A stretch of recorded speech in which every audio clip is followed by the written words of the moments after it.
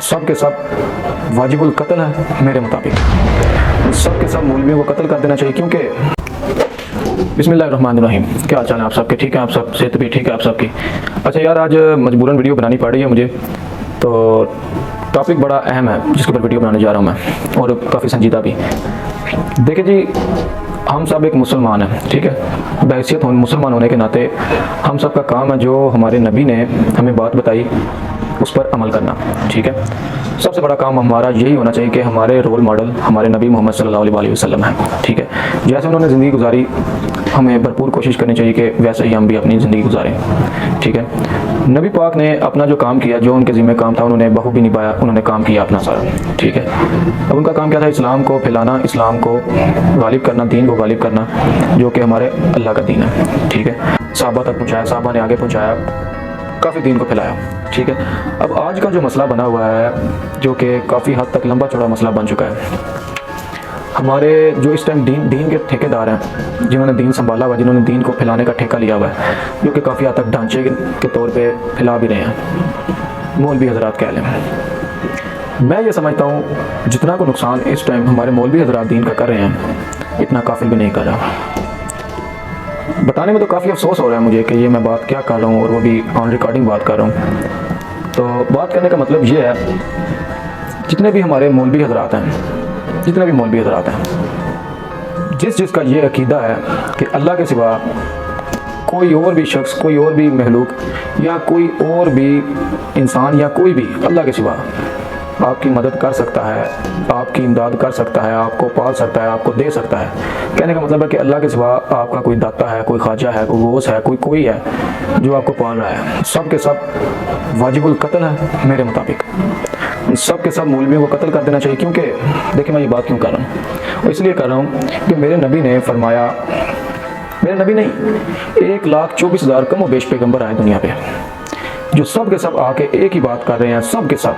कि उस अल्लाह को मानना है। जो जो उनकी अपनी उम्मतें थीं, उनको मुखातिब करके हर नबी ने यही बताया कि उस अल्लाह को मानना है जो नज़र नहीं आ रहा, जो आखिरत के दिन का मालिक है। Point clear? नबियों को तो सब मान लेते थे, उनकी उम्मतें सारी मान लेती थी। शुरू में बेशक ना माने, नबियों के मौजज़े देके मान लेते थे कि यार ये जो काम कर रहा है शख्स, ये आम इंसान नहीं कर सकता। मान लेते थे कि यार नबी होगा, अल्लाह का नबी होगा, अल्लाह की तरफ से आया होगा, मान लेते थे। अब बात तो ये थी ना कि अल्लाह को मानना, अल्लाह को कभी नज़र नहीं आया। अल्लाह को जो मानता है वो ही जाहिर बात है अल्लाह के मौजज़े भी समझता है, आम बंदा नहीं समझता, या जो गुमराह है वो नहीं समझ सकता। अब हमारे मौलवियों का काम क्या था? हमारे मौलवियों का काम था कि अब जाहिर सी बात है 1400 साल 1500 साल गुजर चुके हैं नबी को, ठीक है। अब हमने तो ये सिर्फ यही समझ लिया हुआ कि जो हमारे मौलवी हज़रात बताएंगे वही दीन है। असल मस्जिदों में चले गए, जुम्मा शुमा पढ़ लिया, जो मौलवियों ने बता दिया सुन लिया, बस ठीक है, उस पर अमल करो, दीन है। अब मौलवी ने दीन सिर्फ हमें क्या बनाया हुआ है हमारे लिए? नमाज़ पढ़नी है, अपने 5 वक्त नमाज़ पढ़ें, रोज़े रखें, हाजी करें, नए काम करें, अच्छे काम करें, लोगों के साथ लोगों की मदद करें, बस ये करें वो करें। और उसके बाद अपने पीर हज़रात बनाए हैं, अपने अपने दाता ख्वाजा गौस, कोई किसी ने अपनी लड़ी बनाई है, कोई किसी कोई वापी बना हुआ है, कोई शिया बना हुआ है, कोई सुन्नी बना हुआ है। सब ने अपनी अपनी जो है ना लड़ी चूज़ कर ली हुई है, और बस उसी के अंदर मगन है। और जो सुन्नी हज़रात हैं वो कहते हैं वापी गलत हैं, वापी हैं वो कहते हैं सुन्नी गलत हैं, शिया हैं वो कहते हैं दोनों गलत हैं। यानी कि मुसलमान सब मुसलमान हैं, सब के सब आपस में लड़ रहे हैं, ठीक है। और जो रहा मेरे नबी का दीन, वो तो पामाल हो गया, उसका तो किसी को पता ही नहीं है। अब मेरे जो अल्लाह का दीन है, जो हमारा मकसद है, ख़ास मकसद दुनिया में आने का,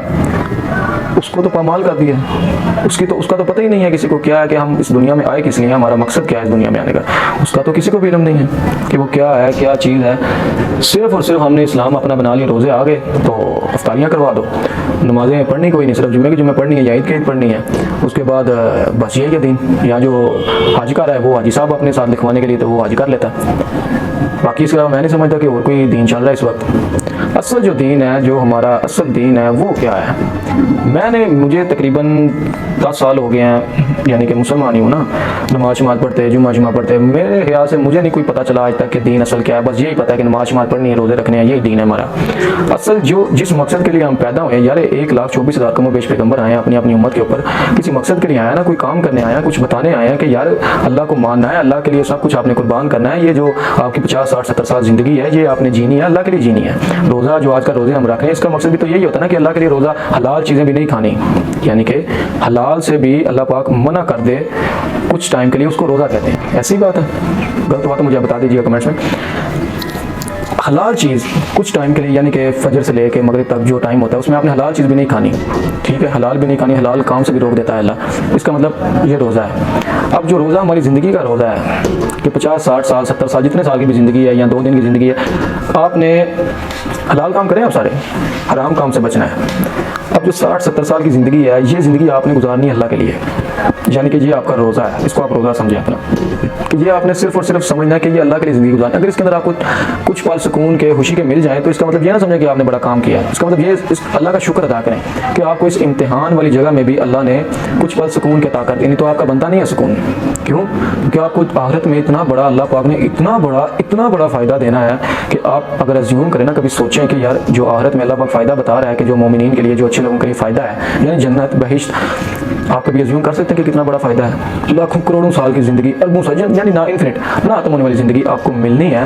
اور اس کے اندر آپ کو ہر قسم کی، یعنی کہ ایک حساب کے آپ منی گاڈ بن جائیں گے، مطلب کہ آپ ایک ہر چیز آپ کے پاس مہیا ہو جائے گی، کوئی نہ کبھی کام کرنے کی ضرورت، نہ کوئی اور، نہ کوئی مسئلہ، نہ کوئی بہانہ، نہ کوئی اور کوئی غلط بات، سب کچھ خوشیاں لاکھوں کروڑوں سال کی۔ تو اگر آپ اتنی بڑی اچیومنٹ حاصل کرنے کے لیے یہ 60 70 سال، جو کہ پہلے 15 20 سال تو ویسے ہی ہوش ہی نہیں ہوتی بندے کو، ویسے ہی گزر جاتے ہیں 15 20 سال، اگر یہ آپ گزار دیں 60 70 سال اللہ کے لیے، تو میں نہیں سمجھتا کہ کیا نام ہے کوئی بڑی ڈیل ہے، کوئی مسئلہ ہی نہیں ہے یار، 60 70 سال کچھ بھی نہیں ہے، ویسے بھی 15 20 سال شروع کے ہم ہی گزر جاتے ہیں، اس کے بعد یار اللہ کی طرف رجوع کریں، ٹھیک ہے۔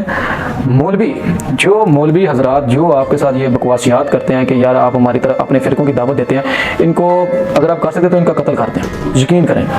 کیونکہ یہ اتنے بڑے غدار ہیں نبی کے، اتنے بڑے غدار ہیں کہ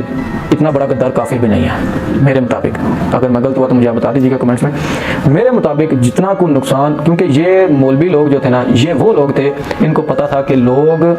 بیچارے معصوم سے لوگ ہیں، یہ ان کو ہم جو بتائیں گے نا انہوں نے مان لینا چپ کر کے، مولویوں کو پتا تھا، اس بات کا پتا ہے، ابھی بھی پتا ہے، اور یہ پھر بھی لوگوں کے دماغ میں بٹھا رہے ہیں بار بار کہ بھائی غوث جو ہے نا یہ ہمارا غوث ہے، تو آپ نے بس اس لیے کہ لنگر شنگر بانٹیں، اپنا ان کا پیٹ چلے، بس ان کی جو ہے نا روزی روٹی چلتی رہے، مولویوں کی محفلیں شفلیں ہوتی رہیں، پیسے ویلے اڑاتے رہیں، سب کچھ کرتے رہیں، یعنی کہ اس کام کے لیے لوگوں کو انہوں نے صرف آگے لگایا ہوا ہے۔ اصل بات جو انہوں نے بتانی تھی مولویوں نے، وہ انہوں نے نہیں بتائی،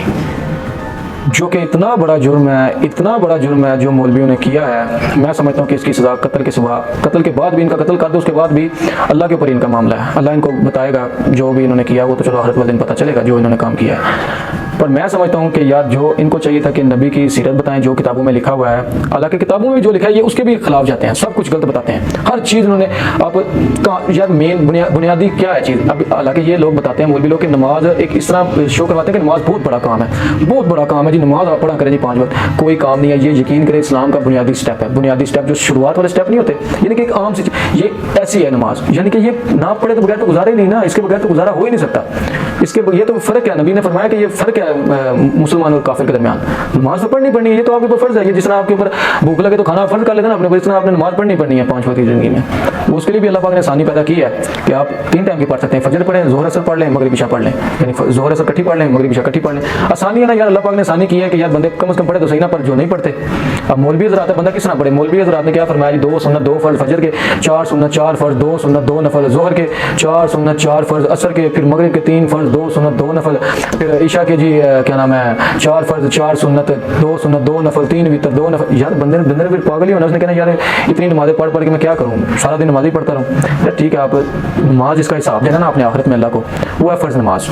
آپ سٹارٹ تو لیں، فرض نمازیں شروع تو کریں یار، 2 فرض فجر کے ہیں یہ آپ پڑھ لیں، اس کے بعد ظہر کے 4 فرض ہیں، عصر کے 4 فرض ہیں، آسانی والا کام ہے، 3 فرض مغرب کے، 4 فرض عشاء کے ہیں، پڑھ لیں، کوئی اتنا بڑا مسئلہ نہیں، اور میں آپ کو یہ اس بات کا آن ریکارڈنگ یقین دلاتا ہوں کہ جب آپ نے یہ سٹارٹ کر لی نا نماز پڑھنی، اگلے راستے اپنے آپ خود چلے جائیں گے، یہ ایکسپیرینس ہے مجھے، میں آپ کے سامنے بیٹھا ہوں، مجھے ایکسپیرینس ہے اس چیز کا۔ تو بات کرنے کا مقصد یہ تھا کہ یار مہربانی کریں، اسلام کی طرف رجوع کریں، ٹھیک ہے، آپ کی تمام بلکہ پریشانیاں نہیں آپ کی ختم ہو سکتی، اگر آپ نے یہ جو کام کرنا ہے نا، اسلام کی طرف آنا ہے، تو آپ کے اوپر پریشانیاں بڑھنی ہیں، میں کوئی نہیں آپ کو یہ دلا سکتا کہ بھئی آپ کی پریشانیاں ختم ہو جائیں گی، یا جس طرح مولوی حضرات کہتے ہیں یہ ہو جائے گا وہ ہو جائے گا، پریشانیاں بڑھیں گی آپ کی، اس کو آپ نے فیس کرنا ہے، تب ہی آپ کو جنت ملنی ہے، ویسے نہیں مل سکتی، میں آپ کو یہ بتا دوں۔ شکریہ۔